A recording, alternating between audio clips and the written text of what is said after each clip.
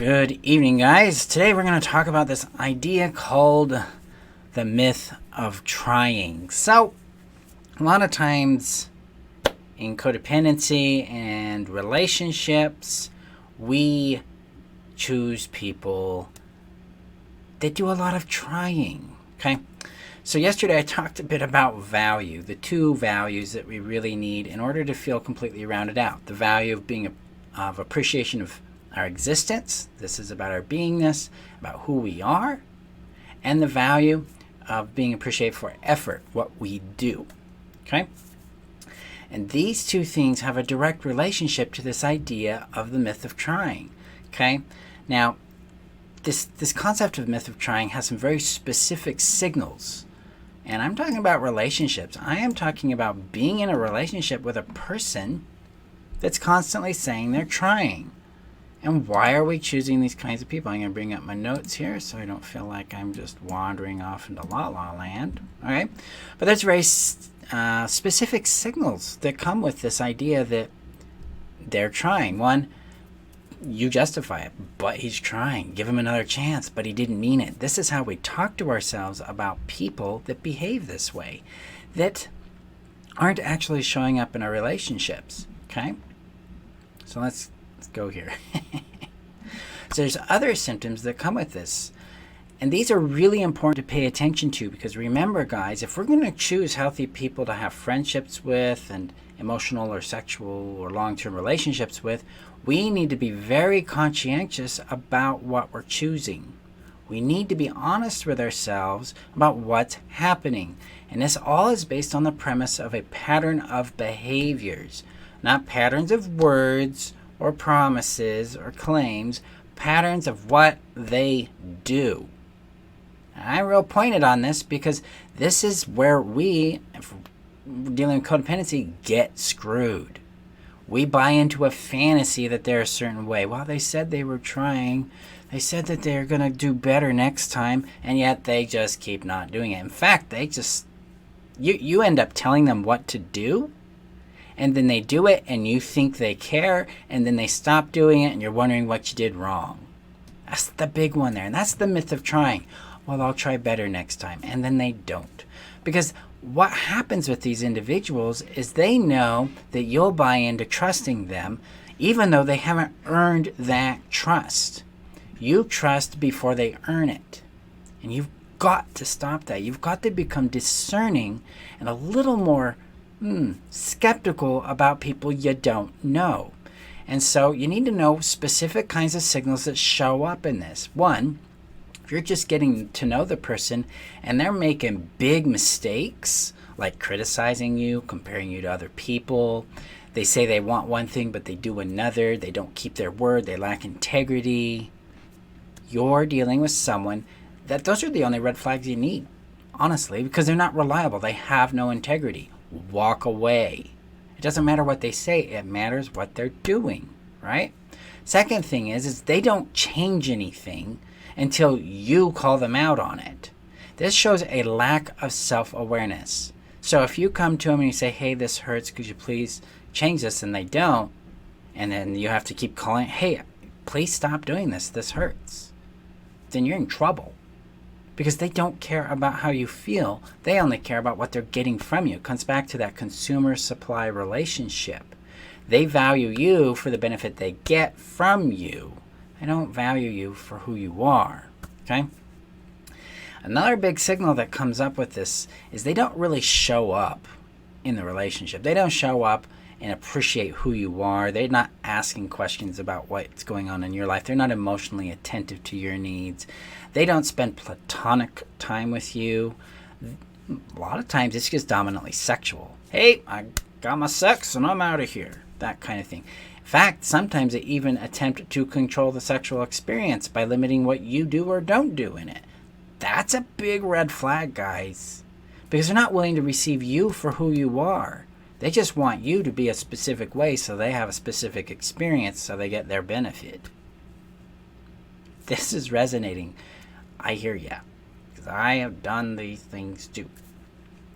But then ultimately, you know, they get called out on something, they make a mistake, or they say something that really hurts. that makes you question if they even like you or they want to be around you. And you respond to that by removing yourself from the situation or stopping the relationship or putting up a boundary or calling them on it. And they say they're sorry and that they'll try to do better in the future. They'll try. So you give them a chance. And that doesn't change. It might change the first time, it might change for a little while, but then it just goes back to the same thing again. See, this is the myth of trying. It's a bait and switch tactic of people who are not committed to being connected, one, with themselves, and two, with you. The bait and switch is that, hey, I'll try because I know you'll trust that. I'll get my benefit, and then maybe you'll just stop bothering me about it. But you're not going to get what you want in that transaction. You're not going to get anything because it's transactional, period. And in transactional relationships, it's about the other person. You're not going to get the connection. You're not going to get the affection you deserve. You're not going to get the appreciation, the time, the connection, the investment you deserve.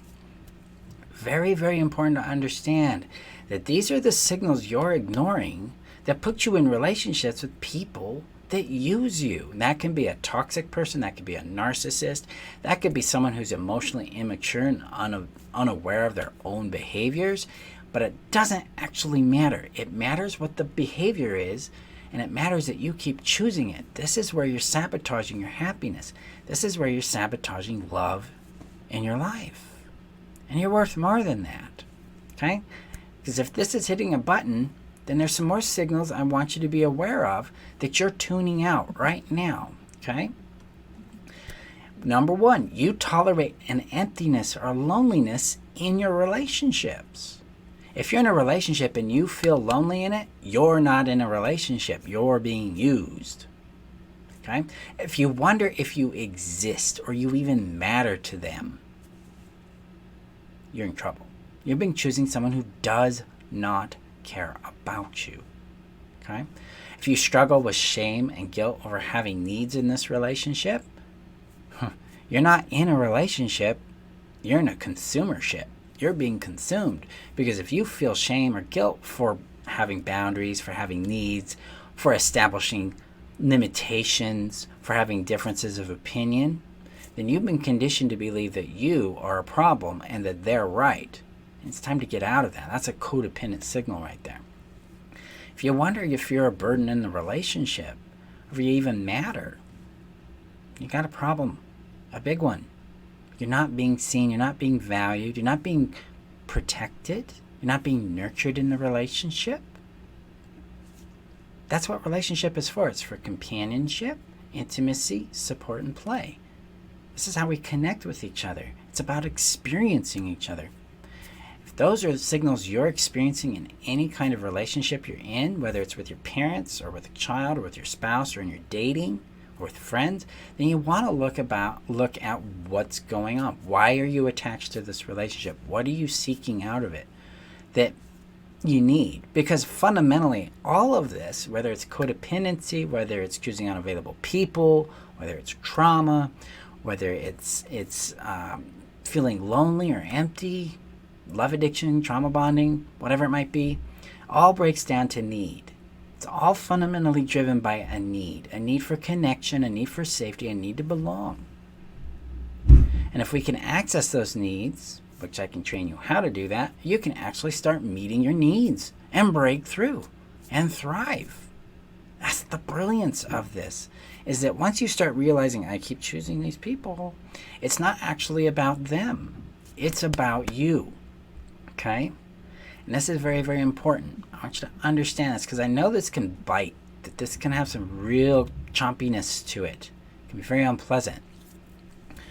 But if you're feeling distrust in your relationship, feeling like something's off, something's just not right here, like you feel like maybe they don't like you, they don't value you. If you're feeling repeatedly hurt by their behavior, these are the signals telling you, hey, wake up, it's time to leave and it's time to value ourselves. Okay? So why do we choose these types? We need to understand what's going on in the background so we can change it. So that's where that question comes from. Why do we choose these types? Why do I keep doing this? Why am I attached to this? Okay. Number one biggest thing that shows up for us is that we are deathly afraid of being alone. We confuse loneliness with aloneness. Being alone is not isolation, and it's technically solitude. But we think being alone or being single or not having another person means there's a flaw in our value, and it excites or activates this deep sense of loneliness within us.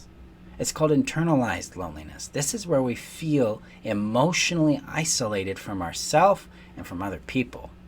We wonder if we exist. We wonder if we're real. We feel invisible. We wonder if we matter. That's internalized loneliness showing up. It's a very specific kind of trauma that we experience when we have been chronically neglected. And a very specific kind of neglect called reflection. You haven't had people pay attention to who you are and appreciate your value for your existence. So you don't have a relationship with yourself. You have a relationship with what other people want you to be. But you don't know you. You don't see and you don't feel you. And that's why we're scared of being alone, because we partially feel like we don't matter, we have no value, we don't exist if we don't have someone else there. We have to heal that in order for us to get into connection again, okay? So that's the first reason why we're choosing these types of people. We're choosing unavailable people because we're actually unavailable too. We're unavailable to our own sense of being, value, our own feelings, our own instincts, our own happiness. The second reason we choose these types of people is because it's normal to us. I mean, it's not like we grew up in relationships in a family unit or some sort of social system that said, hey, yeah, we know, we love you, we appreciate you, we value you, and you felt it and you were felt and seen and cherished. Nah, that's not what's going on. What's going on is that you were used. You were put into a transactional experience where you were valued for what you do, not for who you are. And so you're conditioned to see these types of people in your life, to choose them, to hone in on them because they feel familiar, they feel known. And you're like, yeah, that's what it is. That's how this works. You know, boom. And now I'm stuck in this. That's the second reason we choose this. We don't really know anything else. Okay? To heal that, we need to expand beyond our programming and start experiencing different kinds of connection and relationship. And that only happens when we start knocking out number one, which is that internalized loneliness, and beginning to reconnect with ourselves emotionally and physically. And then, hey, my son, hi, Juan. And he just threw me off.